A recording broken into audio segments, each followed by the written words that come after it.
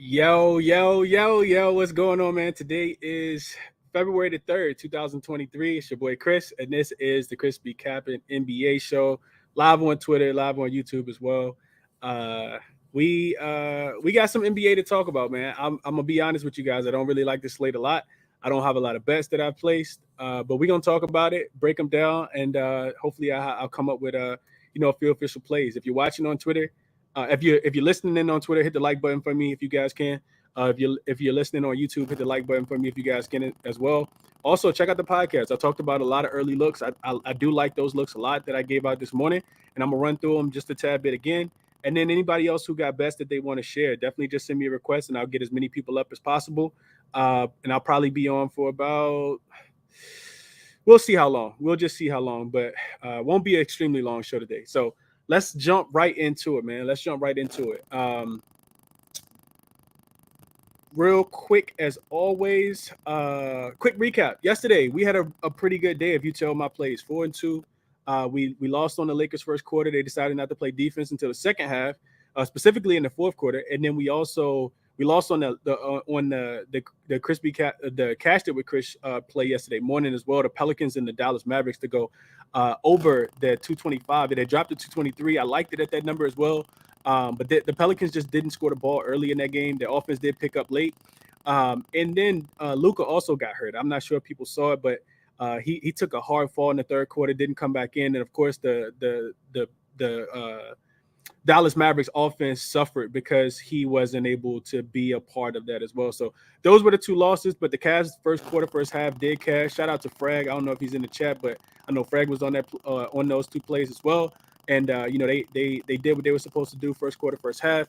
And then I also gave out a few unders. I know we had some people talking about not really liking taking unders yesterday, but we had some unders that cashed, and I'm gonna continue to ride the unders as well until they're not profitable, because the goal is to make money. I don't care what we're betting on, as long as we make money, right? So that's the quick recap of how things were yesterday. Like I said, 4-2 day, looking to build on it. Not really just looking to play anything as well.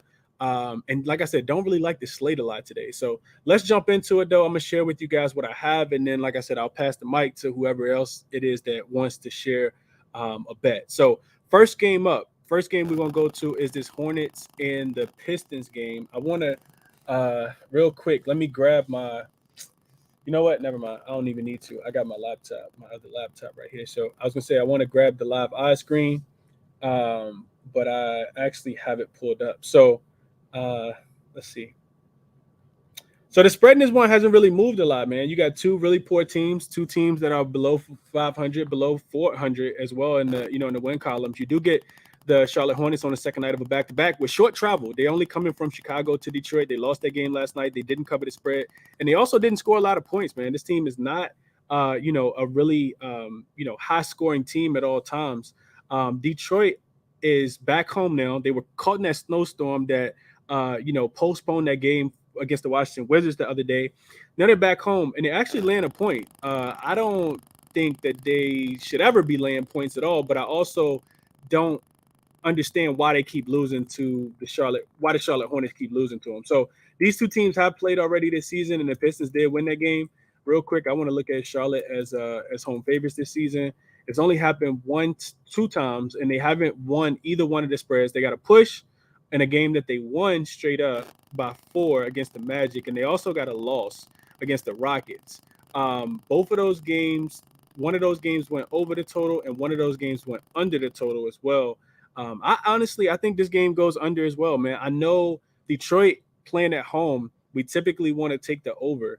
Money has actually come in on the under. I know it was bet down to 239, but I see it back up to 240 right now. I just think it's a lot of points for two teams that they're not really good. Well, this is the thing. I don't think people are really paying attention to this, and I talked about it a lot yesterday. I think that when you look at the Charlotte Hornets, people think that they're a bad defensive team. This team is actually they're a pretty solid defensive team when they have all their guys in. So I talked about it yesterday with Gordon Hayward in, with LaMelo in, and with Terry Rozier. And this team is actually, I think, 10-2 to the under, or is it 8-2 to the under? It might be 8-2. They haven't played that many games together this season.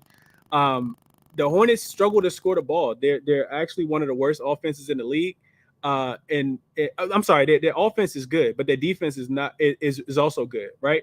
And the Pistons, they're also a team that struggles to score the ball at times, specifically in the second half of games. I got the Pistons as 1-9 straight up in their 1-9 straight up and 2-8 in their last 10 games against the spread, traveling from road to home. They've also lost the two games with both of the totals that were above 235 points in this spot, and both of those games went under as well. 0-4 straight up and against the spread when playing at home with a total that's set at 234 or higher as well. So to me, it's Hornets or nothing in this game, and it's also the under or nothing in this game. Also got a league-wide trend that shows that when two teams that have a 40% win percentage or less are playing against each other, with a total set at 235 or higher this season, this is 6-3 to the under as well. So I know people don't touch unders, but I would only be able to look towards the under in this game. I also, even if it's a high scoring first half, which we saw last night in the Lakers in the Indiana Pacers game, I do think that these teams will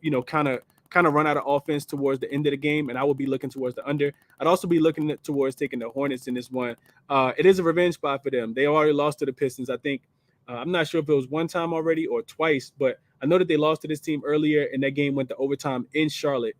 Real quick, let me just check that real quick because I want to say I looked at it earlier, but not 100% sure. Yeah, so they lost 141 to 134 in overtime in that last game. The last four games between these two teams, dating back to last season, have all gone over, but I still like the under. I think it's a tad bit of contrarian look. The total in the last game earlier this season opened at 229.5, and of course it flew over the total with the overtime. Detroit was catching 4 points in that game. I would lean towards the Hornets though. I think the Hornets win this game, and I also think it goes under. Enough time on that game, but I did kind of take a deep dive into that game though. Also, I didn't really look at any player props in that game. I do think the way you attack Detroit is typically through the guard position. They don't have a guard that can play any defense. So maybe looking at LaMelo, maybe looking at Terry Rozier props in that one, but not anything that I spent too much time on in that game. So moving along, I want to touch on the Blazers and the Wizards game. So this spread did actually jump down to 3.5, which is interesting because it opened at 4.5, and then I saw it jump to 4. And now it's all the way down to 3.5. So money's clearly coming in on Portland in this spot. The total has jumped up to 237.5 as well on most books. And I talked about it earlier. I talked about the under. Last night when I capped this game, the total was 240. I want to say it was 240, 242.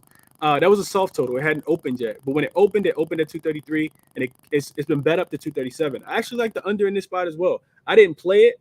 And there's some conflicting things on the Washington Wizards side because when they come back home off a road trip, they typically do go over their total. Offensive efficiency has been through the roof as well. This Wizards team has actually been balling. So the Portland team is really a difficult team for me to kind of judge. What do I have on the Blazers? So second game of a 3-game road trip. They play in Chicago. So this is the first night of a back-to-back. Both of these teams are actually playing on the first night of a back-to-back. They play in Chicago tomorrow on the second leg of a road back-to-back. Coming off an impressive win against the Grizzlies late in the fourth quarter 2 nights ago. Nurkic has already been ruled out. I think Jeremy Grant has been upgraded to questionable in this game. Or he may be in. I'm not 100% sure, but he did leave in the fourth quarter, I think, of the game against the Memphis Grizzlies with a concussion or a concussion protocol. So he was ruled out in that game, but I think he's back. You look at this Wizards team, it's crazy to think that, you really don't want to bet against them right now. They are a perfect 6-0. Straight up and against the spread since Bradley Beal returned 2 weeks ago against the Knicks. This is the first game of a back-to-back for them as well after their first game back home after a 4-game road trip down south versus the West. So they weren't necessarily in the West Coast. They were all in that down south area playing against the 3 teams in Texas. And then they also had a game against one other team. I can't remember exactly who it was. But it's also one-off home game for them as well. They don't do the greatest in that spot. And when I say one-off home game, I mean like they've been playing all these road games. They come home for one game and then they got to go right back on the road. So not the greatest spot for them, but they are rested. They missed the game against the Detroit Pistons the other day because Detroit couldn't fly out to make it there because they were stuck in Dallas. And I also got the Daniel Gafford listed as probable with an illness. I think he's ruled in this one, which is also more of a reason to look towards the under as well, because he is their best front court defender. So season series, the Blazers are 5-0 straight up. I'm sorry, 5-0 against the spread the last 5 games in DC as well. They're also 6-1 last 7 games overall. But like I said, the Blazers are a really, weird team.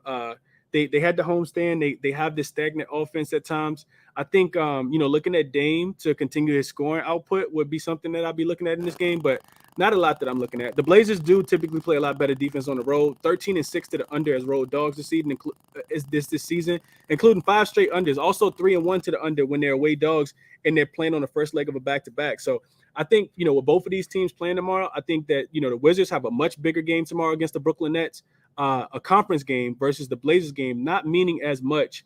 So they'll, have their bags packed and fly straight to Brooklyn tonight. So one thing I want to pull up real quick, and I just want to look at this season when teams, because I didn't get a chance to do this earlier, when your next rest equals 0 because you're playing on the second leg of a back-to-back, and your opponent next rest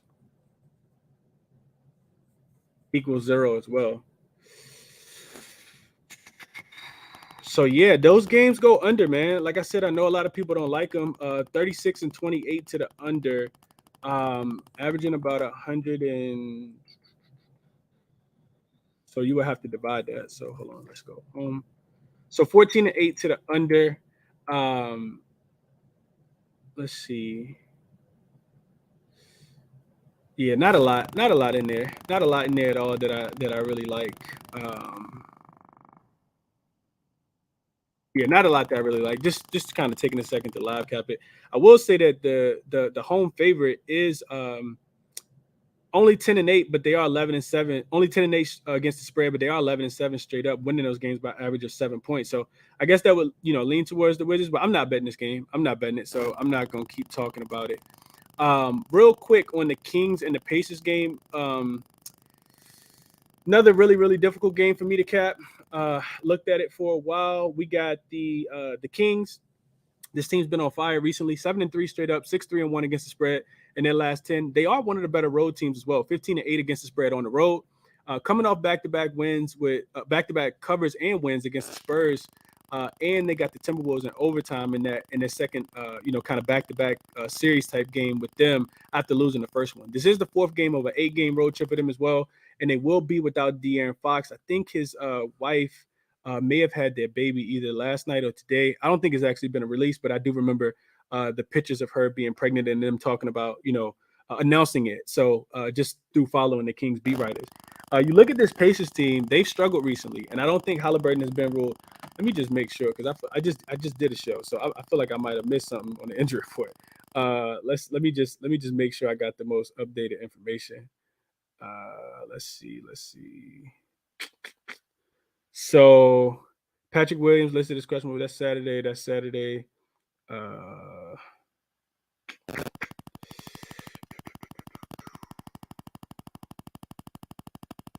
So we got starting lineups. So Halliburton is in and available to play. Daniel Tice is actually in as well and available to play. All this came out a while ago. I just missed it because I was doing a show, so I didn't get that information. Actually, just came out 12 minutes ago. So Gary Payton is second, now listed as questionable. Wow. Okay. All right. So now that we know Halliburton is in, if you wanted the Indiana Pacers, you probably wanted to get on them earlier when you could have got a better line. I think they were +4 as home dogs. Now the line's actually all the way down to 2. I think if the total goes up, I think I like the under in this game as well. I'm into unders right now, man. I think that they're going to continue to hit. The Pacers had lost. They have lost 9 of their last 10. This is the second night of a back-to-back for them as well after losing. But they did cover last night against the Lakers. They were outscored 28-15 in the fourth quarter and lost that game by 1 point. This is also a revenge game for the Indiana Pacers. Sacramento beat them 137-114 in Sacramento back on November 30th. The Pacers are 7-6 straight up and 8-5 against the spread at revenge and same season losses this season, although they have only covered 1 in their last 5 meetings. Also in that spot, though, when they're revenge and same season losses and they're the home team, they are 5-1 straight up and against the spread, revenge and same season losses at home specifically. It was something that we were looking at the beginning of the season, about 3-4 weeks ago before Halliburton went out. So Kings also 3-0 to the under without Fox this season. All three of those games have come on the road, and all three of those games have come against non-conference opponents. But there were slower paced teams as well. But I do think that the Kings typically go under on the road, so I'd be looking at the under in this game. But nothing that I played. Kings also three straight unders as road favorites, and 5 of their last 6 games as well. So they've been kind of locking in on the defensive end. I know a lot of people probably going to be on Sabonis in this spot. Looking at his triple double, looking at and we know that the Indiana Pacers, even though they do have Miles Turner, they typically struggle to stop big men. AD couldn't get 10 rebounds 2 days ago against the New York Knicks, 2 games ago against the New York Knicks, and was stuck at 9. But somehow he had a double double before the third quarter ended against this same Indiana Pacers team last night. So we know that the offense is going to be run through Sabonis. I'm pretty sure everybody and their mom is on his prop today. I'm not on Sabonis in this game. I think I couldn't talk anybody off. I think his numbers are a tad bit inflated, and the Kings have a well-balanced offense as well. One guy I was looking at was actually Kevin Huerter. Points prop dropped from 15.5 down to 14.5. In 3 games without Fox this season, Huerter has been hooping, taking 15, 16, and 17 shots. He scored 17, 19, and 22 points in each one of those games. I like it even more because he's played pretty terrible in his last 2 games against the Spurs and the Timberwolves, so I don't think a lot of people probably going to be on him today. I think he has single-digit points in both of those games. On the season, you look at the Pacers, they're allowing the second most points to shooting guards in front of only the San Antonio Spurs. You look at the last 7 games, they're still bottom 10, giving up points to the shooting guard position as well. The Pacers also allowing the 3rd most threes to shooting guards over the last 7 games. And he's attempted 7, 9, and 9 three-pointers without Fox being there. So I think, if I had a prop play that I really, really liked a lot today, it's Mr. Kevin Huerter. I haven't gotten there to make the bet yet, but that's probably my favorite one, specifically in this game, is looking at Kevin Huerter to go over his points prop, especially with it dropping. I'm not sure why it's dropping, but I like Kevin Huerter to go over. I know that they have a lot of guys that can fill it up. Davion Mitchell, Malik Monk off the bench, Trey Lyles, Keegan Murray, Harrison Barnes. So sometimes they do it by collective effort, but I think Kevin Huerter, if you go back and look at Kevin Huerter game logs against the Pacers, specifically when he was in Atlanta, he shoots the ball really, really well against them. He wasn't getting a lot of shot attempts, but if you look at him shooting the ball 15 plus times or more in his career, like he's getting there. So I like Kevin Huerter tonight. I like him a lot. I would probably pivot to him before I look at Sabonis. So that's what I got for you guys there. The Suns and the Celtics game is a really, really interesting game, and I actually didn't create a banner for this, so I'm going to make one really quickly. Suns versus Celtics. Spread is, I think, down to 9, and the total has dropped a lot. It's dropped all the way to, dropped all the way down to 220. And it's actually back up to minus 10. And I like the Suns in this game, man. I didn't play them, but there's a lot of reasons to like them. So besides them getting smacked up the other day, this is the first game of first road game after 2 straight home games. Also, only the second road game in their last 8 games, so they haven't had a lot of road games recently. They're coming off a 32-point loss to the Atlanta Hawks on Wednesday. They're also on the front end of a back-to-back. They play in Detroit tomorrow, so no real look-ahead spot when you're playing Detroit. You're actually happy about that. This is also a revenge game for Phoenix. They lost by 27 points at home in December, on December the 7th to Boston. They were catching 2 points in that spot. Now you see this one go all the way up to 10. It got bet down to 9. Now it's back up to 10. And 2 teams kind of going in the opposite direction recently. I mentioned them losing by 32. Boston won by what it felt like, 150 points the other day against the Boston Celtics. So much so that Kyrie Irving requested a trade today. But that's neither here nor there. On the Celtics side, this team, 4th straight and final home game before they travel to Detroit to play the Pistons on Monday. So both of these teams play the Pistons. So no look-ahead spot for either one of them. They're coming off the massacre. I talked about it with the Brooklyn Nets. They beat them 139-96. They had been 0-6 against the spread in their last 6 games, before their offensive eruption the other day. So the first thing I looked at was the Celtics team total to go over. But as I looked more into this game, I looked at the total was dropping, and I'm like, why is the total dropping? I started looking at the Suns. So as away dogs coming off a home loss that have had their last 2 games played at home, that are now playing on the road on the first leg of a back-to-back, when the next game is also on the road, those teams are 10-0 against the spread and 8-2 straight up. So I'm going to say that one more time because I know there's a lot. So road dogs coming off a home loss that have had their last 2 games played at home, that are now playing on the road in the first leg of a back-to-back, where their next game is also on the road. Those teams are 10-0 straight up, 8-2 straight up as well. I don't think that the Suns win this game, but I think that they can keep it close. Also, teams coming off 30-point losses at home are 2-0 against the spread this season, and then when the next game is actually on the road. And that's a trend that, I'm sorry, that's not the season. That actually dates back to 2007. Hold on, did I get that right? Teams coming off a 30-point loss at home are 2-0 against the spread in the next game if it's on the road. Dating back to 2017, if those teams are 9-point dogs or more, they're 9-5 against the spread. 64% trend that says take the Suns to keep this one closer than 10 today. So Suns is the way I'd be looking in this game. I know Boston has been hot, but I do expect them to kind of regress. That's the way sports work. You're not going to score 130 points every single night. The Suns also have a lot more size than the Brooklyn Nets do. So I like the under a lot. Since 2020, you look at road dogs of 9 points or more coming off a 30-point loss that aren't playing on the second leg of a back-to-back. They're actually 6-1 to the under and 8-3 to the under if you look at it since 2017. So I think there's some substance to taking the under in this game. I think there's some substance to taking the under in this game. The problem is that the total has already dropped 7 points. So I don't like it as much, of course, at 220. But I do think that they, probably go under the total that it started at 227, 225, 223. All of those numbers I think is better than this 220 number. I see defense. I see Chris Paul slowing down the pace in this game. So that's the way I'd be looking. Raptors and the Rockets are next, man. This is an ugly, ugly game, and I actually didn't make a banner for this one either, so I'm gonna make it real quick. Rockets versus Raptors. The spread in this one is up to 7.5. So yeah, 7.5. And the total has dropped, I think. Yeah, dropped from 227. It's down to 224, which I agree with the line movement there. But there's a lot of conflicting things as well. So for the Raptors, this is the 6th game of a 7-game road trip for them. They're playing off 1 day's rest. They lost 2 in a row to the Utah Jazz and the Phoenix Suns and failed to cover in either one of those spots. They play Memphis on Sunday to finish up the 7-game road trip. You look at the Raptors, this is the difficult part with the Raptors. They're 2-5 straight up and against the spread in road games. When they're playing a team that has a 40% win percentage or less. So what that trend says is that they play down the competition.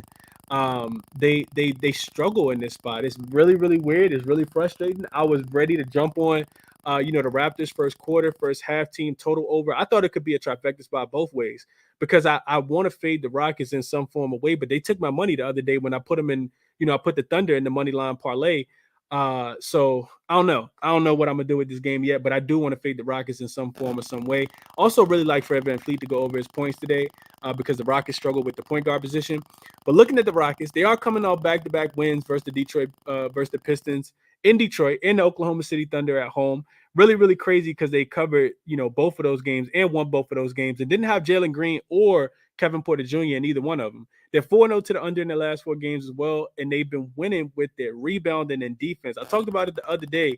Their ability to be able to rebound the ball. Tari Eason is a really good rebounder. Jabari Smith, who's listed as junior, who's listed as questionable in this game, is a really, really good rebounder. Even though he can't jump over a loose leaf sheet of paper, Sengun is also a really good rebounder as well. He's somebody that, puts himself in a really good position to get rebounds, kind of like Jokic. Jokic can't jump over two loose leaf sheets of paper as well, but he rebounds the ball and average double-digit rebounds as well. So this team rebounds the ball well. The reason why I do, kind of look for the Raptors is towards the Raptors is because the difference between the Oklahoma City Thunder and the Toronto Raptors is that the Raptors actually been rebounding the ball a lot better as well, right?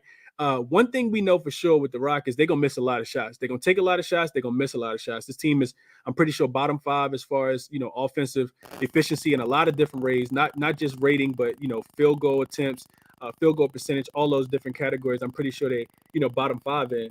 But like I said, the Raptors, Precious Achiuwa has been in, really rebounding the ball really, really well. I think his rebounds are up to like 8.5 now. This is the second and final game of a 2-game homestand for the Raptors as well, for the Rockets as well, before they travel to OKC to play them tomorrow. So it's first leg of a back-to-back for them. And I mentioned Jabari Smith Jr. being questionable and Jalen Green, Kevin Porter Jr. also being listed as out. I mean, it's Raptors are nothing for me, man. I really wish I probably would have got on the spread earlier. Don't really like it at 7.5, but the Raptors have the potential to win this game. They just don't play that well against these teams. Hopefully, they come in motivated and inspired. We know that the Rockets play their best brand of basketball in the first half, and typically you want to fade them in the second half, which is why I don't want to get on the Raptors early. The Rockets also just don't play with a lot of pace. I think both of these teams. I think the Raptors match the pace of the team that they're playing against. We saw them play against the Charlotte Hornets about 2 weeks ago. They flew up and down the court, scored 135 points in both of those games. But with a team like the Rockets, who play really really slow, you want to bottom five as far as fast break points, bottom five as far as scoring the ball. I think the Raptors kind of play with that, match the energy, match the pace of the team that they're playing against, especially if it's a home game. So yeah, it's a lot of conflicting things. Like I said, the Raptors as away favorites against teams that have a losing record is a alarming trend. I have no idea why we see this team go into a lot of these buildings on the West Coast and give teams a run for their money. Even Golden State, we saw them beat teams that we thought that they wouldn't, but they just don't play well against suck teams for some reason. So I'm hesitant to put my money on them, but I do think that they win the game today. 7.5, 8 is a tad bit too much. Maybe it's a first half spot where you watch and you just take the live bet on the Raptors second half. Raptors also 5-1 to the under in 6 games this season after allowing 125 points or more in their previous game, and 1-7 against the spread. Like I said, is a way favorite. So I don't know exactly what it is, but that's how that goes. Next game up. And I'm gonna actually go pretty fast because I'm trying to hurry up and be done. Just kind of breaking these games down. The Magic and the Timberwolves. Interesting game here because the Magic are coming off 1 day's rest. They had back-to-back games against Philly. They won the first one, lost the second one. Road Dogs again. Line opened at 4.5. It got bet down to 4. I see it back up to 4.5 now as well. And I like fading teams off overtime games. The problem is I don't think that the Orlando Magic match up well with the Minnesota Timberwolves. These two teams they played earlier. Minnesota smashed the Orlando Magic. This was a game before, of course, Markelle Fultz came back, but they smashed Orlando in that spot. I think if I'm looking at this game, I'm probably looking at an under. The total has dropped from, let's see, Minnesota. It dropped from 231 down to 229, and I would agree with that. Orlando plays at a pretty slow pace too. I don't expect them to be able to score a lot of points in this game. And I think if anything, eventually the overtime games that Minnesota has played in over the last week, it's eventually got to catch up with them. Anthony Edwards, Jalen McDaniels, what's the other boy name? D'Angelo Russell. These guys, Nerlens Noel, Jalen Noel, these guys eventually, like that, playing in all these overtime, really close contested games have to catch up with you eventually. And I think it could tonight, man. They also, the Minnesota Timberwolves got the Denver Nuggets on deck tomorrow. This is the 4th straight game at home, 4th of a 5th game homestand as well. They don't play the Denver Nuggets until Sunday, though. And like I said, they're coming off, like they've been in really closely contested games. They beat Golden State in overtime the other day, had to come from behind by 9 or 10 points in that game. In the 4th quarter, they were down by like 9 or 10 when that game started. Went to overtime. Sacramento, overtime as well. They lost that game. Sacramento, the game before, was a really closely contested game. They had Memphis. That was another closely contested game. They were home dogs in that game on this and had the Pelicans the night before. So they've been just in really, really closely contested games. I think for that reason, I lean towards Orlando. I think Orlando can cover the spread. I got to look into teams coming off 2 overtime games back to back. I don't think I actually paid attention to that, but that can't be good. Especially when you got a conference game coming up next. So let me just see that. Previous overtime equals 1, and previous overtime equals 1, and you're a home favorite, and you have to win by 5 or more. Let's see.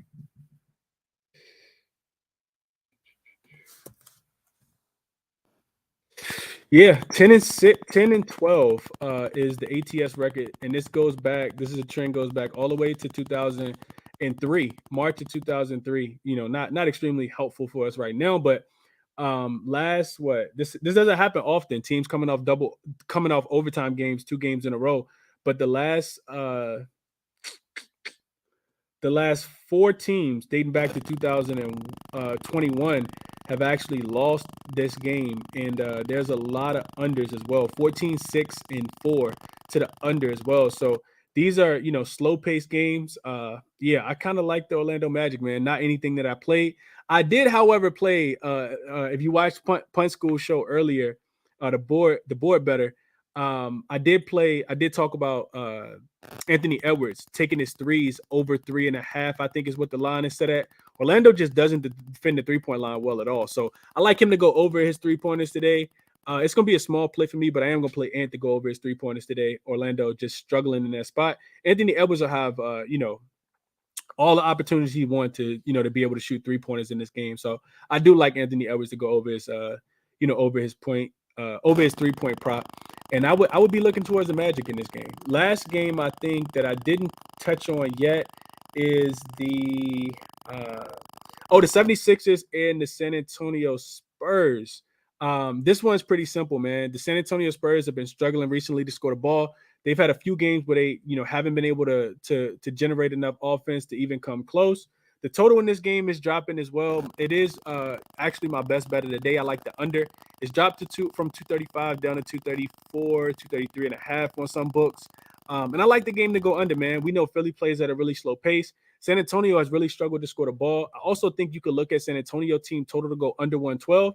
This team has been not just not good, but they've also been injured, right? So Trey Jones being listed as out, I don't think is accounted for in the spread. I think that even with Embiid being on the injury report, because I think that's important to mention, even with Embiid being on the injury report, I feel like this is a game that is played at a really slow pace.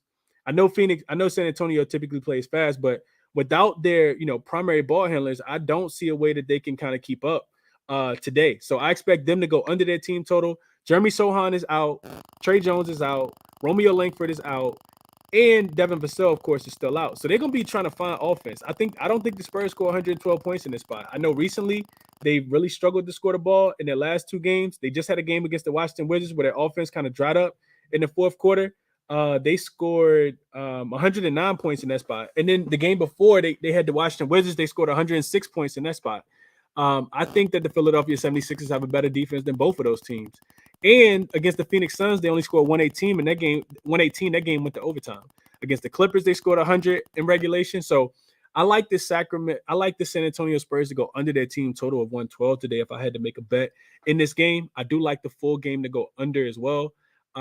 Really hard to decide between either one, but I will be looking at the under in this game. I don't think a lot of points are being scored, specifically from the San Antonio side.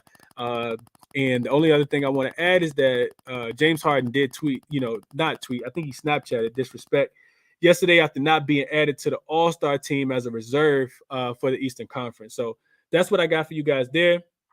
And then the last game on the board today, this is taking me a little longer than I thought. I was trying to keep it to about 25 minutes. I'm at 33. The Hawks and the Jazz is a really, really difficult game for me to cap, man. I don't like betting on either one of these teams. They both don't play any defense. The Jazz I feel like the Jazz have been playing at home for forever. And the Hawks are on, a nice little road trip. This is just another game that's kind of added to their road trip. They are coming off a pretty impressive win as a 1.5-point dog. I think they were against the Phoenix Suns the other day. They smacked Phoenix up in that spot pretty badly too. They beat them 132 to 100. So do they come back out with that same effort, energy, and intensity? I'm not sure. They do have a game tomorrow as well against the Denver Nuggets in Denver. So best of luck to you there, traveling from Phoenix to Denver, especially when Denver's kind of waiting for you. If they are going to get a win, maybe it is tonight. I know Trae Young is back in the lineup. They didn't have to exert too much energy 2 nights ago, so maybe this is the spot. This is also, I think, a third game in 4 nights for them as well. How many days did January have in it? 31 or 30? I'm not 100% sure. I'm not sure if it's a third game in 4 nights or not. Let's see. Yeah, so it's not a third game in 4 nights. It's a third game in 5 nights for them. They did get one day off in between each game. So I don't know, man. Utah has been playing a little bit better defense as well. I think that's something interesting. I know people don't want to hear this, but I was also looking at the under in this game as well. The total is extremely high, man. It's 242 points. I know both of these teams can score, but the Jazz have actually been going under at home, is what I was looking at. Second matchup of the season for these two teams. The first one had a total of 230.5 points, and it went over by 10.5. So the line makers opened this one higher. And it's also been bet up a point or two as well. The Jazz are 6-1 to the under as home favorites since the start of the new year. So I think with the Hawks having a game tomorrow, if you take it into consideration, teams that plan on the front leg of a back-to-back typically go under in the next game. Typically go under in the first game to try to save something for the second game. And if the Hawks gonna win, it's typically gonna be with their defense. So lean towards the Hawks to be able to get this done, man. And but not enough to bet it, and a lean towards the under. I think there's some substance to these totals going under, especially when they're I think there's some substance to totals of 240 points or more in the month of January going under. I want to pull that up real quick. So 2023 total is greater than or equal to 240 points. 2022 and date is greater than 2023 0101, and the total is greater than 220. Wow. Yeah, I know people don't like unders, man. Oh my God. God damn. 1, 2, 3. I'm gonna share my screen real quick. This is actually pretty impressive. And I think I might sprinkle on it too. I hadn't looked at this yet. I meant to earlier, but kind of got busy. So what I have here pulled up on my screen, if you guys are watching on YouTube, is this season date is the month of January and after, and the total is greater than 240 points. This total is 242 points. You can see here that the totals, I know that they're high and inflated, 40 and 16 to the under. So 71.4% of tickets are cashing this month since the start of last month, because we are in February now, when the total is set this high. Real quick, and you can see the list of the unders recently too. No game has gone over since January the 30th. So in February, totals of 240 are 4-0, 5-0, 5-0 to the under. And we were on the Pacers and the Lakers last night. We were also on the Kings and the Spurs to go under in that other game as well. So hold on, I gotta filter this one more time. So it's actually 20 and 8. So same percentage, but it's just half of the digits. So 3, 4, 5, 6, 7, 8, 9. 9 of the last 10 totals of 240 or higher have actually gone under the total. So I like that. What if their team is the away team and they next rest equals 0? 5-0 to the under. I like it, man. Y'all not gonna like my plays today. Y'all not even gonna like my plays. I'm not gonna share them, man. I'm gonna kick it to y'all. Who got looks that they want to share? Who got looks that they want to share, man? Nobody want to play unders. Nobody want to make no cash off unders, man. What y'all liking today? Send me a request. I'll get you guys up. Official for me, man. I'm taking the San Antonio Spurs team total under. I'm taking it under 112. Ride with me or not? Cool with that. Kevin Huerter, really like him to go over his 15.5 points, 14.5 on some books as well. And I didn't really look at a lot of props, man. Somebody talk me on to something so I can have a little more action as well today, because I don't have a lot that I'm liking today, even though this is a pretty big slate. Also, like I said, I want to get there on the Raptors. Just got to kind of figure out how I play it. Might be a live bet. Can't talk anybody off, not putting in some action live. I'm gonna go through the chat real quick, and then I open it up to anybody that want to share their looks, and have also did their homework and due diligence, man. Hopefully we can get some cash together. That's why we do the show, so people can share their looks and cash. I know we definitely talking about Kyrie trades today. Yeah, you know what? They don't play, so I ain't really talk about it. But Kyrie said he wants out.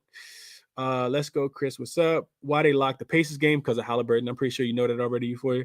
I know you like team totals. What do you think about the Celtics team total over 115? That's actually the way I was looking, Tony, but everybody being, I don't know if they scored 115. I think You know what? Actually, I don't know. I'm indifferent on that.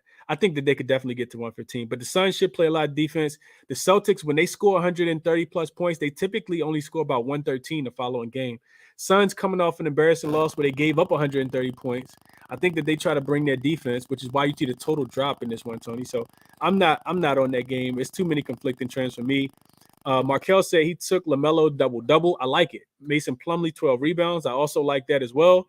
Brian said he's on the Magic +5. I like it. I'm gonna actually write down the Magic +5 as well. I like the Magic. Magic tonight. Like the Magic tonight. And I really enjoyed it watching the Timberwolves play as well, but I like the Magic tonight. Can't believe LaMelo got ejected. Yeah, you wrote injected, Anthony, but I know what you're talking about. Yeah, I watched him get ejected. First game LaMelo ever been ejected in his whole career, man. It's crazy. Yeah, man, I wanted to take the Pacers. Probably still will. Yep, 2, Portland. Money line. Okay. I'm back on Tyrese Halliburton assist. Could talk you off, even though it is his first game of a back-to-back in a really long time. So I'm not sure how that game goes tonight. My boys in the Valley taking the W tonight at +380. They need to win to make it to the playoffs. I'm guessing you're talking about the Phoenix Suns. Best of luck if you're taking the Phoenix Suns on the money line. Anything can happen, but yeah, good luck. Porzingis rebounds. Denny Avdia rebounds if he's in. What else you guys on? Tatum over 8.5 rebounds. DeJounte over 5.5 assists. Okay. Harrison Barnes PRA. I'm not touching Harrison Barnes. He's gonna bounce back sooner or later, but I'm not messing with him. AD fed the streets to him. Hey Chris, you like the CP3 assist prop over 8.5? Absolutely not. Absolutely not. CP3 does not go. The Celtics do not give up a lot of assists to the point guard position, so I'm not playing CP. If I was gonna play CP3, I actually play CP3 under. His PRA is something I was actually looking at earlier. Didn't even write that one down, but I think CP3 struggles tonight. I think those other guys step up, like Bridges. The Bridges of the world play better. But I'm not looking at CP3 to go over at all. I would be looking at him under his PRA. Mikal Bridges going off tonight. I'm on his 20 points and 4 assists. Easy bang. Okay. Anthony Ayton, 15 points and 8 rebounds. Keep it safe. No Cam Johnson. Cam Johnson out for the Suns. I took points under. CP3, 10 assists. Best of luck, Anthony. Mikal Bridges, 3s or his points and assists. Best of luck with whatever you do today. I didn't cap it. It's Friday. Y'all bet at your own risk. It's a fact, again. What else y'all got? Celtics are overvalued because of the blowout. I absolutely agree with that, ABJ. I would only be looking to the Suns, man. I know, it's an unpopular pick, and I just lost money trying to fade the Celtics, but they were 0-6 against the spread following that beatdown that they put on the Nets the other day. So, yeah, I think the Suns +10 would be probably my second favorite spread behind the Magic +5. Pascal 25 in a win. I like it. I like it a lot. OKC owe me money for that Rockets debacle. Man, I don't really want to talk about it. I lost a lot of money on that game. That money line parlay that I put together.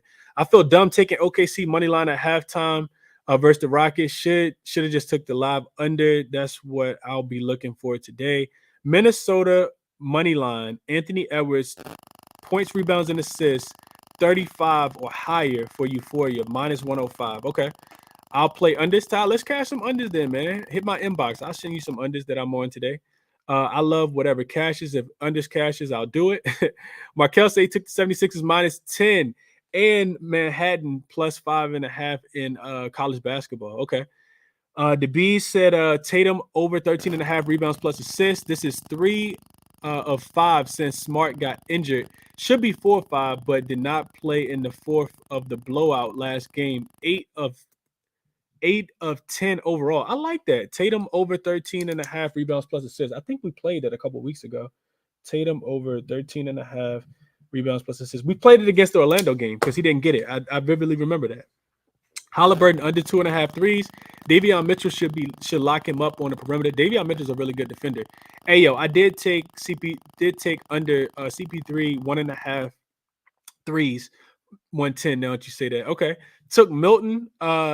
Take Milton threes if FanDuel drops his prop. Timberwolves over 13.5 3-pointers. I don't know what that means, Patrick. Jaylen Brown under 3.5 assists. When it's at 13.5, I like it, which is what it is tonight. Okay. Okay, yeah. Send me some looks, man. Let me get a couple people up in the chat. I'm coming to Dream first. I'm getting DJing up. Also coming to my guy Cam and Frag. I'm coming to you as well. But Dream, I'm gonna kick it to you first. What's going on, my guy? How you doing, man? Oh man, I'm doing good. How you gonna kick it to me first after telling the people y'all don't want to hear my plays? Come on. Hey, you don't want to hear my plays, Dream. I like the unders tonight, baby. People don't like them unders, man. I like whatever cash. When I can transfer from my bankroll to my bank account, I'm always happy. Nah, I dig, man. Before I get into mine, I just want to mention one thing. I didn't touch Halliburton. I think he's a good under candidate, believe it or not. Just because he burnt me twice. His two biggest narrative games this season, he went way under. First time they played Sacramento, he went way under. That game was a blowout.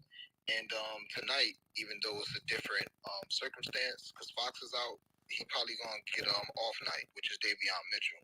So not saying he can't go off, but Davion Mitchell is a really good on-ball defender. So Dream, so Dream, what you saying is you got an under. I mean, I ain't gonna play it because it's too revengey. But you also gotta look at what happened in that Knicks game. After Wiley called him out, he folded. The whole world was on him. The whole world was on him, Dream. Just like the whole world was on him in Sacramento, just like the whole world on him tonight. But I ain't playing, so I ain't gonna tell nobody off. I'm just saying that's why I didn't play. I'm putting a little something on the PRA under, Dream. Now that you say that, you done talk me on, and I like the word revengey. I got to start using it. Add that to my vocabulary. Revengey. I like that.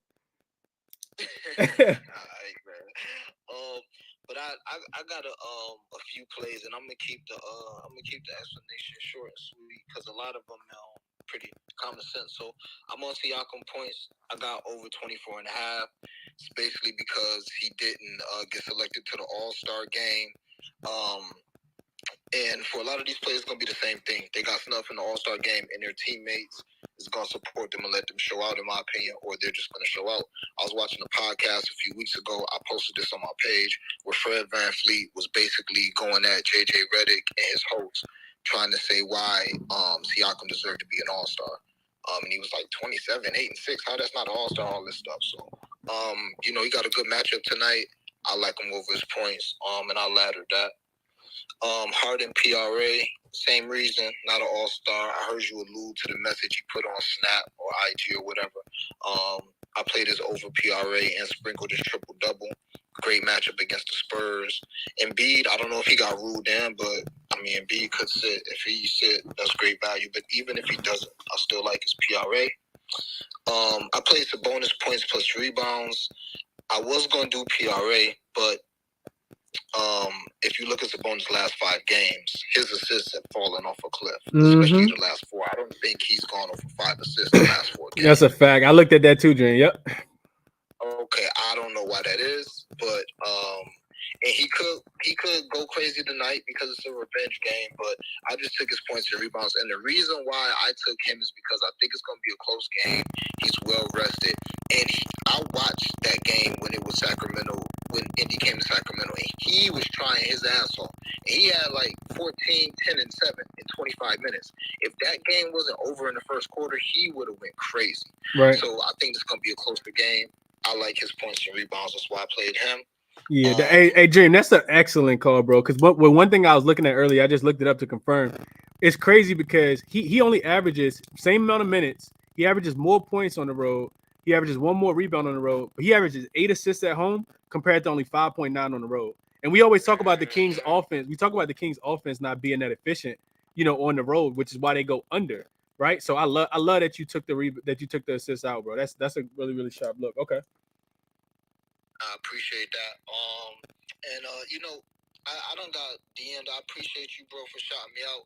I done got DM'd saying I talk a little too fast on here. I just don't like taking up too much time. It's a lot of sharp people on here. So, man, I post all my plays on my page. I ain't going to go through all my shit right now. But the last play that I really like, I just kind of came up on it, is Jalen Suggs over 7.5 points. If you look at his numbers, especially his minutes, he's been taking most of Cole Anthony minutes. Last 3 games, he's played like 26, 24, and 26 minutes. Tonight is a game where he's in Minnesota. I think that's his home state. He just got his high school jersey retired. The whole team was there supporting him. Last time he played Minnesota this year, he had like 26-6. He did start that game, and he's coming off the bench. But if you look at his game log, every game that dude played like 24 minutes, he gets like 11, 4 rebounds, 4 assists, 2 steals, and 2 threes. So I love his points, and if you look on my timeline, I got a plus 9,000 parlay with him scoring 10 points, 4 rebounds, 4 assists, 2 threes, 2 steals.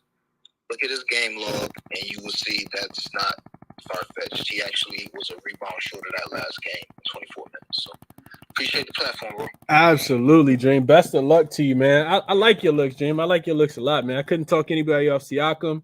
Great matchup today. Best of luck to the Rockets for trying to, being able to guard him tonight.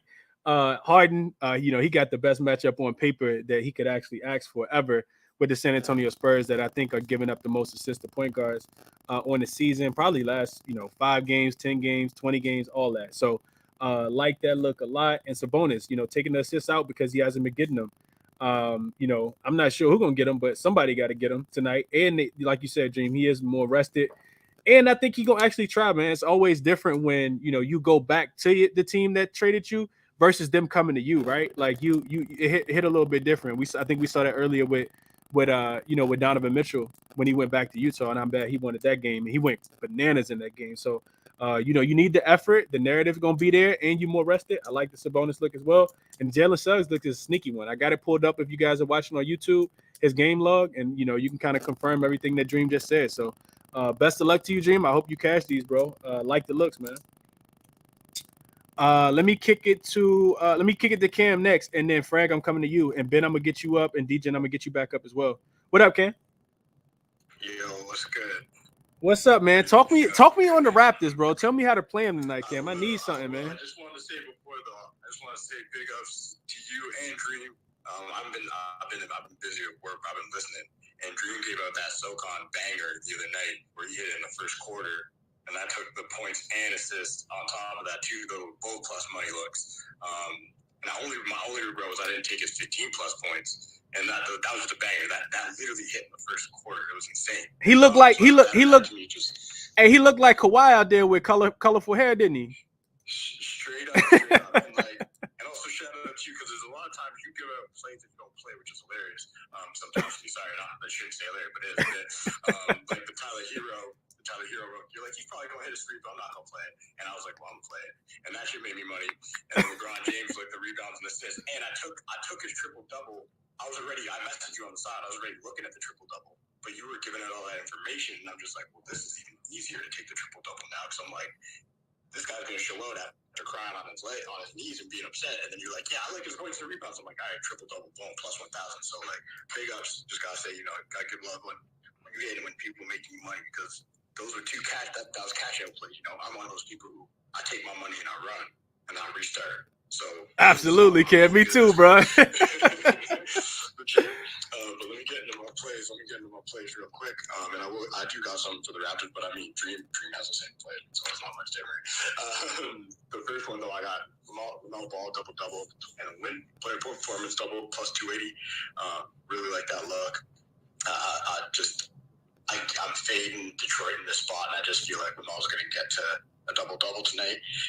Just usage-wise, I kind of have the same angle that Dream has. I like this time of year every year. After the All-Star game, you can find these players, and I know Ben's probably going to speak about some of these teams we've been chatting on the side, but I'm on James Harden as well, but I'm on his threes.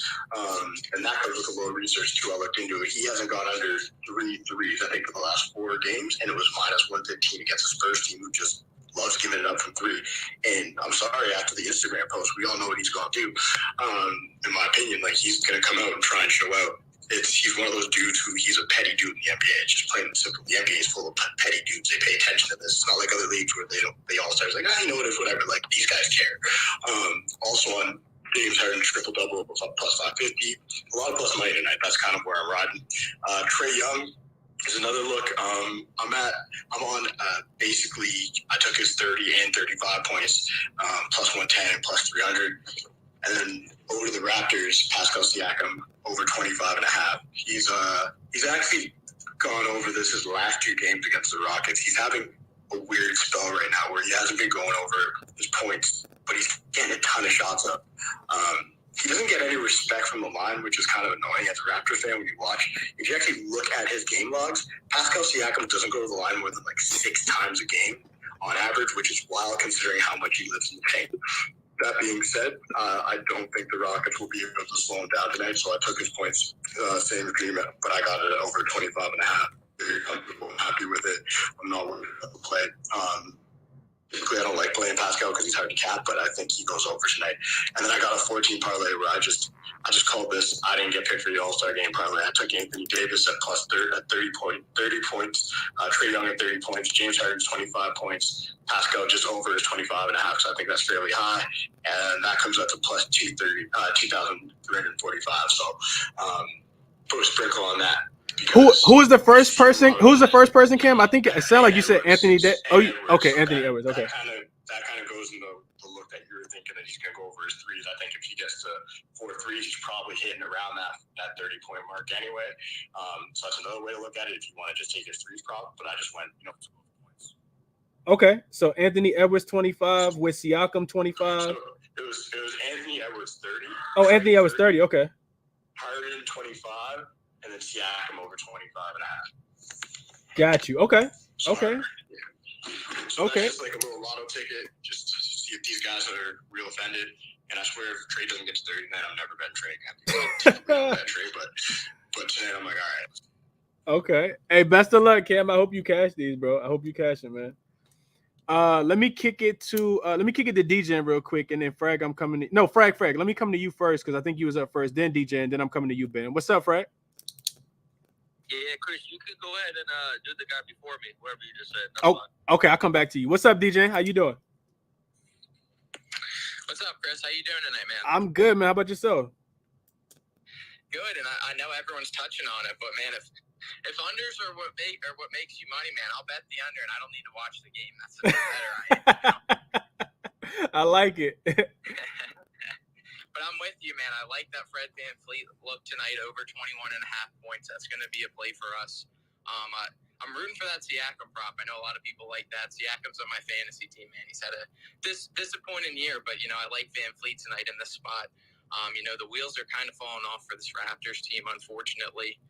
Before the deadline, they're looking to shop some guys, and VanVleet might be one of those guys, and he's averaging 26.5 points over his last 9 games. Cleared this number in 7 out of his last 9, and really the blowout factor is what concerns me a little bit in this game, man. You guys talked about the Rockets defense and how point guards have a favorable matchup against them, and we like that spot again tonight. I know some people mentioned Sabonis tonight, like him over points, rebounds, and assists. We like Markelle Fultz tonight as well, and I got to come in here and mention Dame Lillard, man. You know me, probably the lone Wizards fan every time I get in this chat. And this is a system play for me, guys. It's been a system play the last 3 or 4 years for me. Anytime you get a top 10, top 15 scorer against this Wizards team, you just take the over points. I don't care that it's at 34.5. It was at 35.5 this morning. Like Dame, he's averaging 38 points over his last 10. He's cleared 37 and 8 out of his last 11. And I know his under was trending last week, and some people are idiots, man. I mean, just because he hasn't hit an under against a certain team, like you're just going to follow that trend. I'm sorry. That was a quick rant, but that killed me last week. Like Dame, he's the best player in the NBA on this 2-week stretch, and this is a league that we've seen all year long. Like one guy is just going off for 2 weeks, and then it goes to the next guy. We've seen it with Tatum, with Luka does it a bunch. Jokic does it a bunch. Donovan Mitchell had his stretch, and it's Dame's time right now. So I definitely like this points prop tonight. I know it's high, and everyone needs to stop mentioning that Thunder win the Thunder loss against the Rockets the other day too, man. Chris, I was with you. I had them as the last leg of a big parlay, and they folded, man. But we're looking forward to cashing these tickets tonight, guys. Like Dame Lillard tonight. If anyone wants to ride along with us, and good luck tonight, everyone. It's Friday night. It's the best night of the NBA, in my opinion.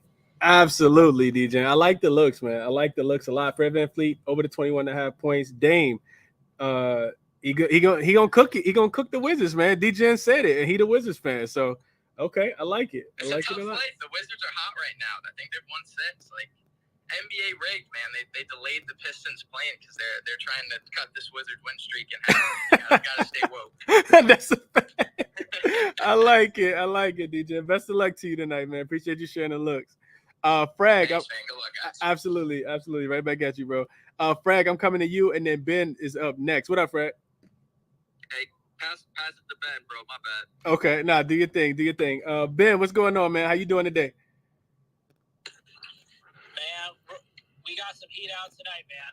We got some heat out there tonight. Hopefully we ain't giving everything back from last night, but it's been a good stretch so far. And I mean, you know me, man. Like Ski says, whenever he goes on the space during his streams, like shoot, right? So I'll be shooting my shot tonight with some of these, you know. Let's do it. You got to, right? So I'm on a lot of the stuff that people already said. Like whenever I see a point line that just looks astronomically high, I always take it because Vegas ain't setting Dame's point line at 35.5 because they think he can play shitty. You know what I mean? Like they got things up there for a reason. All of Dame's, big games lately have been against teams that struggle with defending primary ball handlers. And look no further, but Washington is in the top 10 in points to opposing primary ball handlers over the last 30 days. I'm on Van Fleet too. I'm on Pascal. I'm on Trae Young. Like I said, I got a lot out there tonight. I played Trae Young a couple different ways. The one that I put the most on was the points plus assists, just to take advantage of two edges rather than one. It's the same cap as the Fred Van Fleet versus the Jazz look that I talked about the other day. The Jazz just giving up to primary ball handlers. They're giving up about 9 points per game over primary ball handlers last 30-day average over the last 30 days. Combine that with Trae being slighted as an all-star. I mean, I'm gonna say it once, I'll say it a million times. It don't matter whether we think Trae Young should have been an all-star or not. Trae Young thinks he should have been an all-star. That's the only thing that matters. So, I think that he's going to take probably around 25 to 30 shots tonight. It's just gonna be one of those games. I got him laddered up to 40. Because when it goes in for Trae, he don't stop. I'm on Sabonis tonight. I played the PRA. I did see the same thing you saw with how he doesn't get assists. I just think that if he gets the points plus rebounds, he's probably getting the PRA because he's going to be good for 4 or 5 assists, even if he doesn't get to his assist line. And there is that chance that he just tries to show out and go triple-double mode. Because if he does snip the triple-double, I think he's going to try to get it in Indiana. I'm on Harden as well. I got the points laddered up to 30. And then I got a couple other kind of plays where I put together him to go for 25 and 10, 25 and 12, 30 and 10, with just kind of small sprinkles, just trying to combine different ways to get plus money on a couple different things. Chris, I think you and I might be the only 2 people in the world on Kevin Huerter tonight. There's been some really sharp people in here that have kind of spoken on this before. If we can forecast a player to get the same number of shot attempts as we need points scored, count me in for 2 units every single time. It don't matter. And Kevin Huerter is averaging 16 shot attempts this year on the road without De'Aaron Fox. But what do all 3 of those teams have in common? They all play with below average pace, those 3 teams he played against. Tonight we're playing against Indiana, who's going to play with more pace, which means more possessions, which means more potential shots. And he's playing 37 minutes a game without Fox. So I think we're going to see at least 16 shot attempts tonight. I think upwards of 18 or 19. So I got him laddered at 20 with 3 threes. So I went over the 14.5 on DraftKings and over 3 threes. And then 20 and 3 threes. Sorry for plus 275, something like that. Like I said, I got a lot tonight. It's hard to keep straight. The other one I want to speak on, just because no one has spoken on it yet, is Walker Kessler double-double. Walker Kessler's kind of been a guy where the books just haven't really properly adjusted that double-double line, just because his line is his points and rebounds lines are always right around 10. So no matter what, we're always going to get plus money because at the end of the day, worst case scenario, if they put that double-double at minus 110, we'll just build it for the plus 150 or plus 200. I got it at plus 185 this morning. I was a little hesitant to play centers against Atlanta with Capella coming back, figuring it might have just been Okongwu who was bleeding against guys. But even with Capella having been back now for quite a few games, Atlanta's given up, right around 2 more points per game to opposing centers over the last 30 days, and over their 30-day average, and right around 1.5 rebounds over their last 30-day average.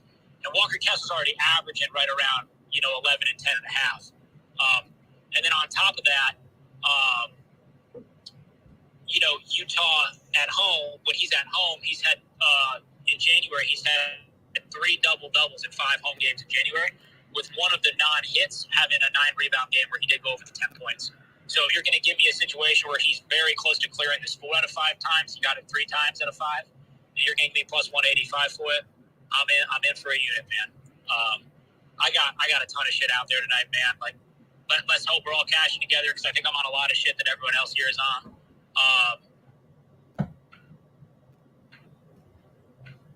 Okay, you done?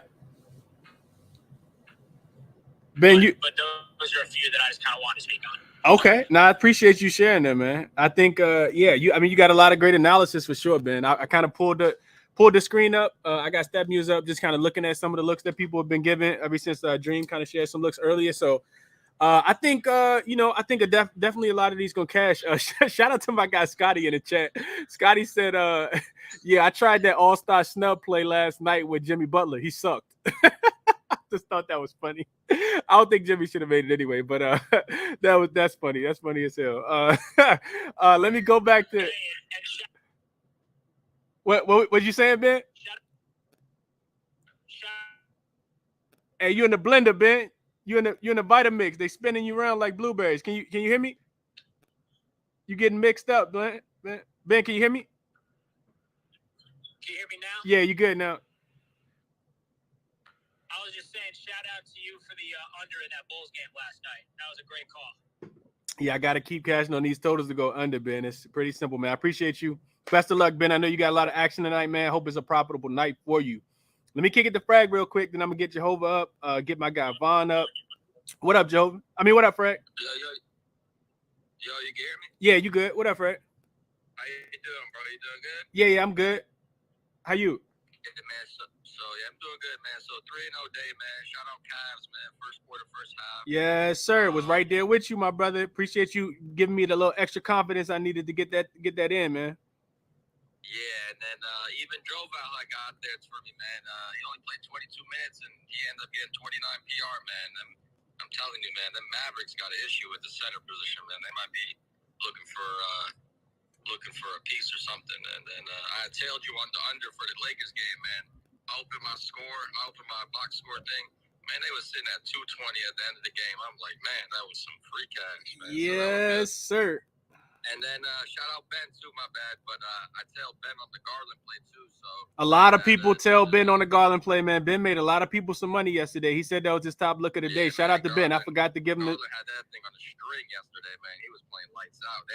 They showed John Morant highlight. He had made like some little like layup or something, but freaking Garland had 31 and 10, and they ain't even showed no highlights on Twitter or nothing. So yeah, corny.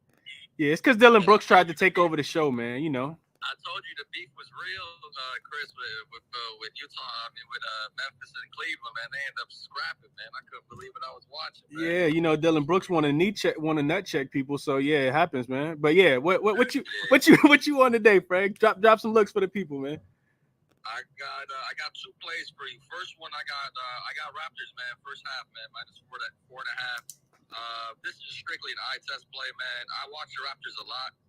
Obviously, they're not playing as well, but one thing with the Raptors is they're going to play defense. They're going to get their hands in these passing lanes. And this Raptors team, this Rockets team, they're just not a good team. So I just think this is a smack spot for them. It might even be Raptors first quarter, but I kind of like I think Rockets maybe could hang in their first quarter. But eventually, as the game goes on, they're going to get worse. You know what I mean? They might play a good quarter basketball, but they're not going to play a good half of basketball because that's just what they do. They're just not in the business of winning ball games right now. So I like the Raptors. There's just mismatches everywhere. Siakam, Van Vliet, you name it. It's a mismatch everywhere. So I like that -4.5. And then what was my other play I had locked in?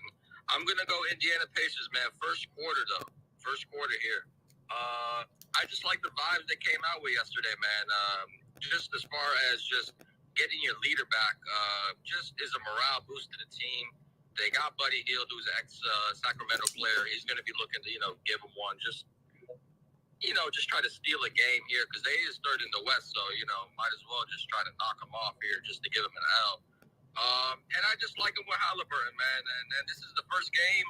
I think the Kings is going to play without Fox. So it's going to be a learning curve. And one thing about Davion Mitchell, everybody praises his defensive game and stuff, which I get. But offensively, he's not there yet, man. I watch this guy a lot. He makes a lot of mistakes. He's not a facilitator. He's a turnover machine, and he will chuck bad shots. I've watched him. I've watched this guy play. I like him. I'm high on him. It just, I'm not sold on him running the team yet. So that's why I like him early. Pacers first quarter. I think they're gonna get it done. I think they can get first half done as well. But I'm gonna just stick with the get in and get out system. That's been working for me lately. So I'm gonna rock with those two plays. Okay. Pacers first quarter on the spread with Halliburton in, and Raptors first half minus the 4.5 for Frag. Okay. Best of luck, Frag. Hope you catch those, bro. Appreciate you, man. Absolutely. Best of luck to you tonight. Let me kick it to Monotone. Oh, no. Vaughn was next. Vaughn did Monotone. And then LJ Henneman gonna wrap us up. What up, Vaughn? Hey, can you hear me good, bro? Yeah, you good. Hey, I'm ready to pass through a bad spot. Can you go to Monotone first and come back? Yeah, I got you. Monotone, what's going on, man? He might got some insight for us on his Wizards as well. Monotone, a DC guy. What up, Monotone? Yeah, man, good to be back here. I'm glad NFL's ending. I'll finally have some more time to hop in these spaces, which I'm definitely looking forward to. And yeah, you already know I'm coming locked and loaded with the Wizards player prop. I like my guy Denny Advia over 5.5 rebounds in this one. Since trading away Rui Hachimura, Denny's been getting a lot of minutes. The GM Tommy Shepard mentioned that was one of the main reasons why they had moved him, is they kind of wanted to open up some more minutes. They had a bit of a log jam at the forward position, and obviously Rui is on the way out. At the end of this year, he's going to get a new contract, but they've got Denny there for a couple more years. And since that trade happened, averaging 16 points and 9.5 rebounds per game. He's always been a very active rebounder. They've got Gafford and Porzingis back, so their centers are back. But this number was 7.5 or 8.5 without them, and I think they've over-adjusted down to 5.5 because even with them out there, Denny still should play at least 27, 28 minutes, which is enough for him to get 6 rebounds in my eyes. And I know Gafford will be back out there, but we got to remember Gafford was the same center that was playing with Russ when he was putting up those 13 rebounds every single game days in Washington. I don't know if too many people in here were around for those days, but Gafford is very much the kind of center that will box out and let his position players run in transition, and that's what Washington wants to do with Denny. So 5.5 rebounds definitely seems like a lot of value to me, and when they do put it in the same game parlay, the number just came out, so it's not the same game parlay. I'll probably same game parlay his points and rebounds together too, and lower them both a little to get a good price. So yeah, Denny's one of my favorite guys today, 100%. Denny Avdia, you heard it here first from a Washington Wizards fan. Denny Avdia over 5.5 rebounds, Monotone. Like the look, bro. Hope you cash it. And as always, appreciate you sharing it as well. Let me kick it to Vaughn. Vaughn, you ready, or you want me to kick it to LJ? Hey, I'm good, bro. Okay. What you got for us tonight, man? What you looking at? Hey, man, so I'm on a lot of. Nah, you're not good, Vaughn. We can't hear you. My bad. You hear me? Okay, yeah, now you good. You good, yeah. My bad. My phone, somebody had just called. So I'm on a couple of plays that a couple people already talked about. I got a 4-leg parlay, and it's an all-star snub parlay, basically. So I got Anthony Edwards at his 3-point line at 3.5. I got Trae Young points and assists. I got James Harden points and assists. I got Siakam points, rebounds, and assists. 4-leg parlay, quarter unit, I got plus 1,552. I like all of those. I would play those individually as well. I also have. I'm with you, bro. I like the Suns tonight on that plus 10. I don't play a lot of spreads. But those teams coming off a loss by 30 points, I was able to get a few minutes to run some SDQL shit.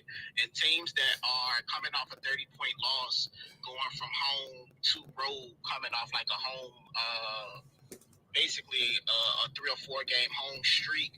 A lot of things trend in their favor. I don't got the numbers in front of me right now, so I really like that play. I like the Suns plus the 10 tonight. That trend you ran for the Magic and Timberwolves with a team coming off like 2 overtime games and shit like that. Mm-hmm. I think if you add next equals conference, I think you'll like what you see on that one.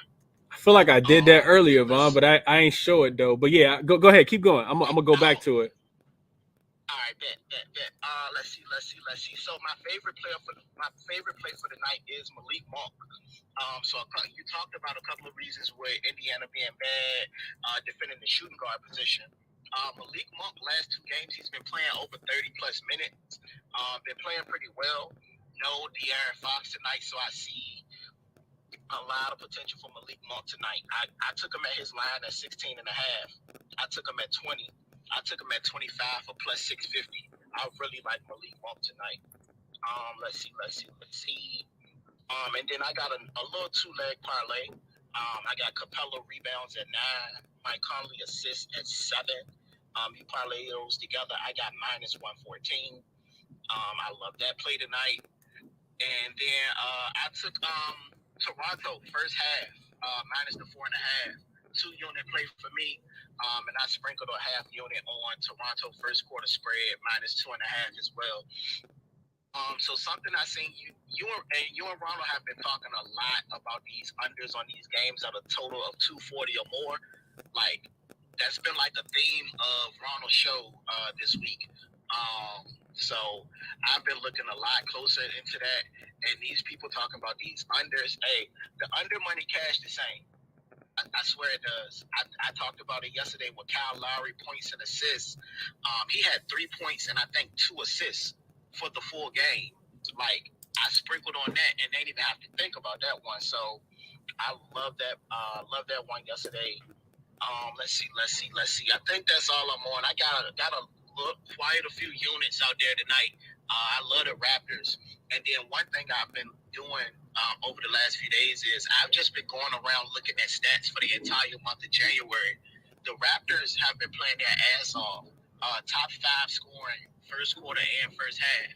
Now, granted, they haven't been the best defensively, but they've been playing pretty well in the first half because you've been talking about it on your morning show as well, how Charlotte has been a lot better defensively over the last couple of weeks. So some of these teams that have been bad throughout the season, they've starting to turn it around in some areas. So I've been looking at that, just looking to see recent trends, shit like that. And I love what I've seen from Toronto. I think they know that it's about to be over and they kind of ready to blow that up. So I want a lot of Toronto props tonight. So hopefully that goes well. But that's all I'm on. That Raptors first half is my favorite play. Like I said, I love Malik Monk on the ladder spot. Siakam points, Siakam PRA, Trae Young points and assist combo, James Harden points and assist combo. Got quite a few units out there, man. Yesterday, I think I ended up going 3-2, 4-2, something like that. So looking to keep it going. Last couple nights been pretty good. I appreciate the platform, bro, more than anything else. Love what you're doing with Ronald, giving out free game. Love what you're doing with the morning show. And I like what Monotone just said about Denny Avdia rebounds as well. So I think it's been over adjusted, but that's all I'm on. I got quite a few plays. Looking to keep it going good tonight. Let's get it, Vaughn. Let's cash some tickets, man. Let's cash. Appreciate the support as always, Vaughn. Vaughn been riding with me for a minute, man. Met me at the meet and greet that we did in Richmond, all that good stuff. So best of luck to you, Vaughn. Hope you cash the looks, bro, and appreciate you sharing them. Let me kick it to Henneman real quick, and then LJ, I'm coming to you next. What up, Henneman? How you doing my day, my brother? I'm doing good. You doing all right, man? Yeah, I'm good, man. I'm good. What you looking at tonight, man? Share some knowledge with the people. I just wanted to give out one play. It's Keldon Johnson's points, rebounds, and assists tonight. You mentioned Trae. Trae is out, and Sokan is out. He's went over in his last 3 out of 5 games. He had 42, 34, and 31 recently. He puts up a lot of shots. We know that. But also, just his rebounds and assists at 7.5 is, I mean, I hate to say it, but it's absolutely free. He had 13 last game, 8 the 2 games before that. His assists by themselves at 2.5, or, well, I'm looking at PP, at prospects for that, but his assists even at 2.5 or whatever you may be on 3.5, I'm not sure, but 3, 5, 4, 5 the last 4 games. And I mean, I just think it's a perfect spot for him to have the ball in his hands a lot more. Also, so that's the main play that I wanted to give out to the people. I think everybody should be looking at him tonight.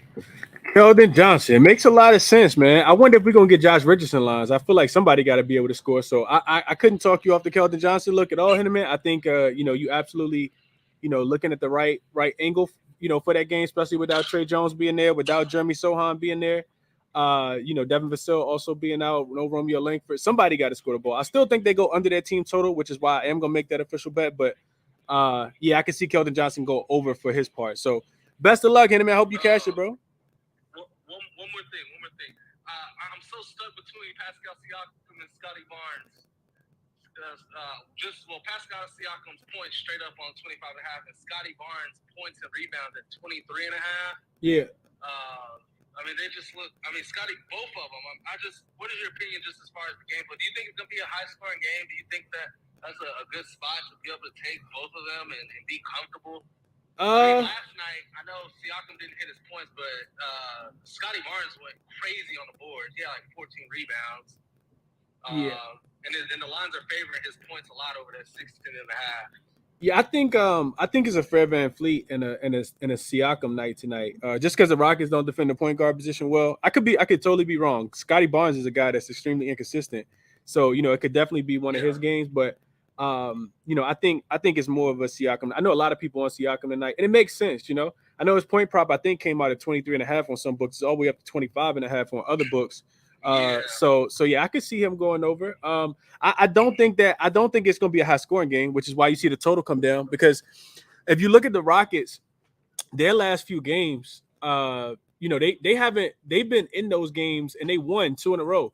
They've been in those games specifically though because of their defense. They've been able to rebound the ball. They out rebounded the. If you go back and look at the box score, I watched the game and I was like, damn, the Oklahoma City Thunder really can't get a rebound. The problem with that tonight, though, is that Toronto actually been rebounding the ball well. I talked about it at the beginning of the show, which is why I think the Rockets, they could potentially get really smacked up in this game. So I don't think that it's going to be a lot of points scored on their end. I think they get mollywopped tonight. Honestly, I'm probably going to end up playing. I'm gonna play it. I just don't know how I'm gonna play it. I got you. Appreciate it. Absolutely, bro. Absolutely. They scored. So the Rockets scored 112. In that game against the Thunder. They scored 117 against the Pistons, only 95 points against the Cavs, only 103 against the Wizards. So, I think they get rocked tonight, Henneman. Let me kick it to LJ real quick, and then my guy YBB gonna close us out. What's up, LJ? What's going on, Chris? How you doing, bro? I'm good, man. How about yourself? Man, I'm waiting going to this game. Rockets in Toronto. I see everybody is on Toronto props. And first quarter and first half, and hey, I'm not mad because we always can pick on the Rockets because they're very, very vulnerable, especially in the backcourt. We don't have no backcourt. Both starting guards are out. Mm-hmm. So you already know VanVleet is going to eat tonight. So take VanVleet's PRA, take his 2+ steals, take his assists, take Scotty Barnes' points and rebounds, and take Siakam points. And I guarantee you all of those are going to catch. And that's all you need to do. Just pick on the Rockets tonight, bro. Toronto's been rebounding the ball, like you just mentioned. And it's funny, the last 3 games, both of these teams are 1 and 2 in offensive rebounds. So they're going to be on the board getting second chance points and things like that. So, but Toronto is bigger than the Rockets. We don't have Jabari Smith. Seagum, he do what he have to do, but we really don't have no size. We get points off fast breaks because we turn the ball over the worst in the league. So Toronto's going to steal the ball tonight. They're going to get fast break points, transition, all. So yeah, just jump on Toronto tonight, everybody, and y'all will be. I like you, LJ. I like you a lot, LJ. No, I'm serious because I'm finna watch it firsthand.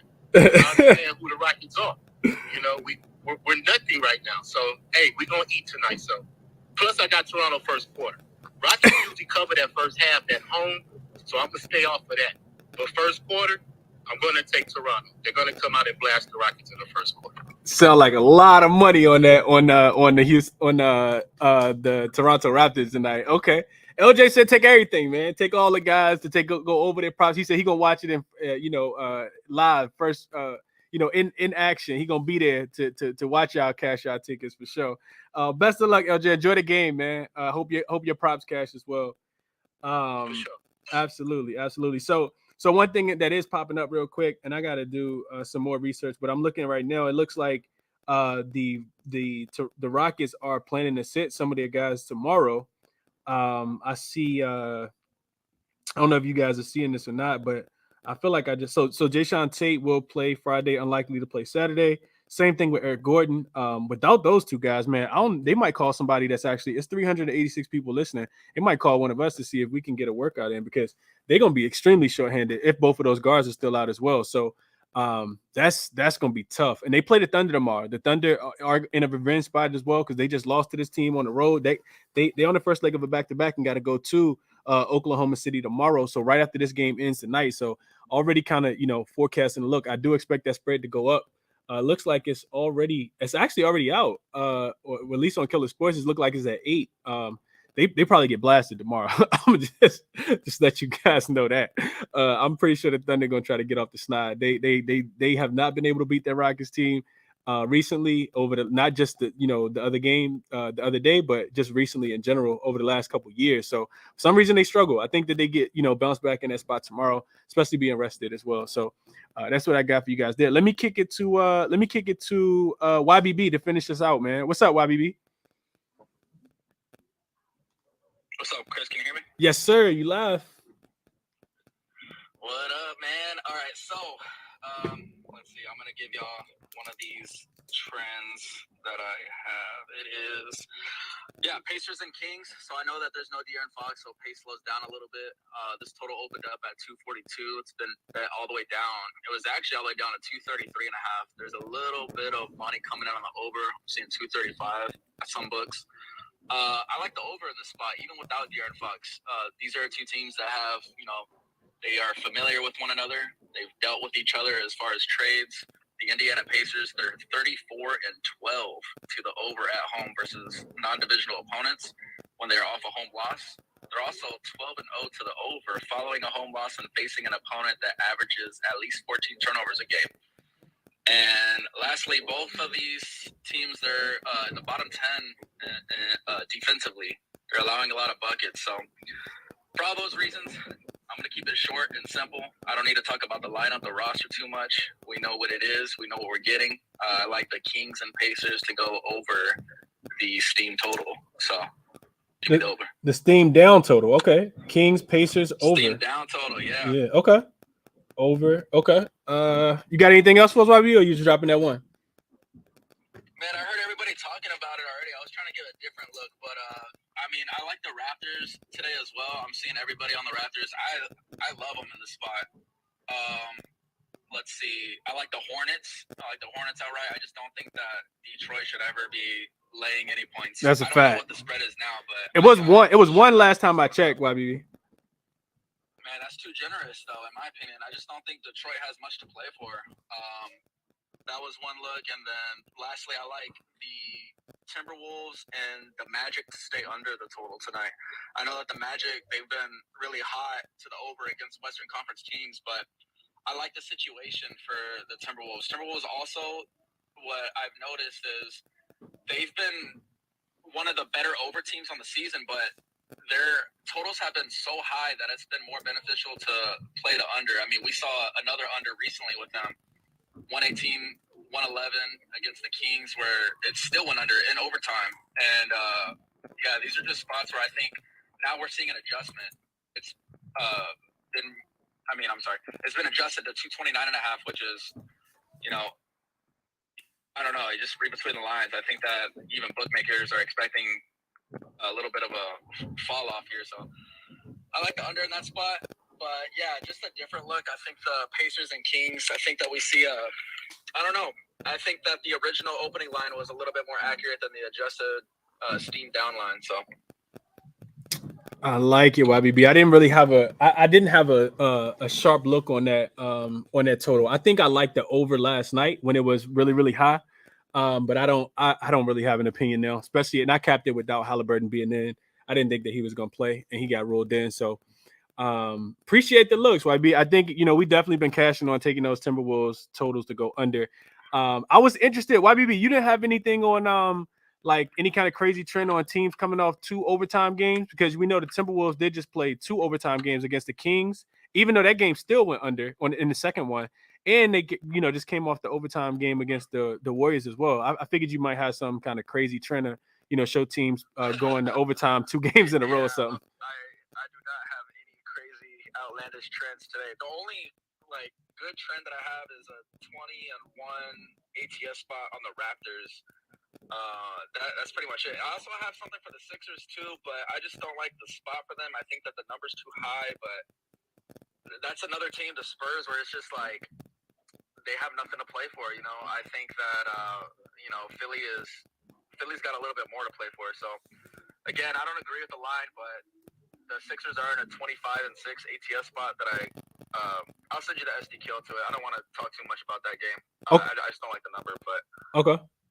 Yeah, nothing really on the total in Minnesota, but I just I don't know. I like Minnesota unders right now, and we're seeing an adjustment period for them. So for all those reasons, that's one of the plays that I've also been taking, or I'm going to take. Okay. I appreciate the knowledge and the insight, YBB. Always, interested in learning from you, bro. You and I see RC down there in the chat as well. These trends cash at really high rates, so it's one of the reasons why I play so many totals, because I just follow the data, and we're just trying to cash. Yeah, I always try to say, man, trends don't equal wins. Yeah, that's a fact. That's a fact. That's a fact. You gotta translate it and incorporate it into your capping, but you can't just look at a trend and say, oh, well, they're in this spot and it must win. But it all has to do with numbers analysis, and then the trends are there to support you. So yeah, that's a fact. Wendell Carter Jr. just got ruled out. That does impact that total just a tad bit, because he's a defensive guy. Just got ruled out. God damn. Right? Yeah, that doesn't help. That doesn't help any. Let me kick it back to Vaughn. I see his hand is up, and then I'll go over my official plays and we'll get up out of here. We are on late tonight. What up, Vaughn? Just real quick, you doing the show in the morning show, anything like that tomorrow? I might have a show early in the morning. But I probably won't. I got a lot of packing to do. I talked about it just for the people that's still here. I talked about it a little bit earlier. I know Dream yesterday, I think. So next week, I'm gonna have a show on Monday and Tuesday, but I'm actually heading out on Tuesday. Flying out. I'll be in Florida for a little while and taking a little trip down there. So I won't have a show next Wednesday, Thursday, Friday, Saturday, Sunday, Monday. I'll be back on Tuesday. So Wednesday to Tuesday, I won't have a show, and I'll make sure I tweet that out as well. But there won't be a show, and for that portion of the time. So I will be out of town. Just a little quick getaway. But I'll figure it out, Vaughn. Just check the timeline. I'll probably do some research tonight and have some looks for tomorrow as well. Good looking. Absolutely. So top looks, man, especially with the Wendell Carter Jr. news, which is why we always put our bets in, 5 minutes before the game, because that's crazy to, cap that game the way that we did. And then, he be ruled out. And I think he's important to, even though they have a lot of, length and athleticism, he is, one of the main guys down there to being able to, kind of alter some shots, rebound the ball as well. Don't like the Magic +5 as much, but I do think that's still probably the right side. Also, don't like the under as much, but I still think the under is the right side as well. I think the top looks for me today, and the ones I'm actually probably going to bet are the Suns +10. The Spurs team total to go under 112.5 is my favorite under of the day. Also, Kevin Huerter. I talked about his points. I think it's a pretty contrarian look. A lot of people not on Kevin Huerter today. I heard Ben talk about it though. Huerter over his 14.5 points. He's cleared that every game without De'Aaron Fox. And, it's going to be a fast-paced game against the Pacers today. So kind of correlates with YBB's over for that game. Those would be my top 3 looks, I think. I know a lot of people are on the narrative plays for the guys who got snubbed. I couldn't talk anybody off of those. But yeah, those would be my top 3 looks, man. I like the Suns plus the 10. I like the San Antonio team total to go under 112. And I like Kevin Huerter to go over his 14.5 points. A lot of other great looks shared as well. Anything else that I might live bet tonight. If I do, I'll share the looks on my page. So, maybe have the notifications turned on if I see something that I like. But, let's have a profitable night, man. I think the one thing that's interesting about tonight's slate is that none of these games have an extremely late start time. I want to say all of them start relatively early. We don't have like an extremely late start time, like a 10:30 Eastern time game. So the games will be on early. Yeah, the latest game starts at 9:00, and that's the Hawks versus the Jazz. So I should be able to stay up for all these tonight and not fall asleep too early. So best of luck to you guys tonight, man. As always, bet with your head, not over it. None of this is financial consultation. It's all theory and logic and query and trends. I test. I appreciate all the speakers, man. I don't shout you guys out enough, but I appreciate all the speakers who come up here, with their insight, that's done their homework. Shout out to all you guys. I'm not even going to try to mention everybody because it's too many, but I really, really appreciate you guys, man, for making the show a part. When I started doing this, I was just sharing my looks, right? And then other people got inspired, I think, by me doing that, and also, came. And the speakers changed from, year to year, from month to month.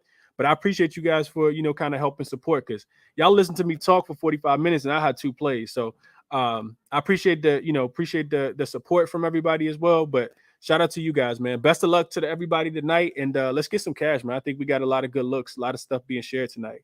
Also hit the like button for me, subscribe to the YouTube page as well. I'm out, man.